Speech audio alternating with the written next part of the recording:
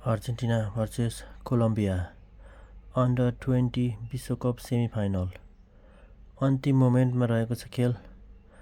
5 मिनेटको injury time सकिन लागेको छ, तर यहाँ कोलम्बियालाई मौका हुन सक्थ्यो, तर अर्जेन्टिनाको गोलकिपरले बल क्याच ग्र्याब गरिसकेका छन् र यसका साथै अर्जेन्टिना अन्डर 20 पुगेको छ विश्वकपको फाइनलमा।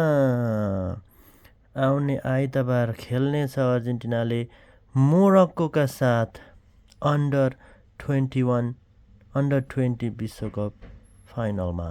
फामोस यो प्रतियोगिता लियोनल मेसीले पनि 2004 या 2005मा जितेका हुन् र फेरि पनि एकपटक अर्जेन्टिनाको national team under 20 national team फाइनलमा प्रवेश गरेको छ आइतबार मोरक्कोका साथ। फामोस।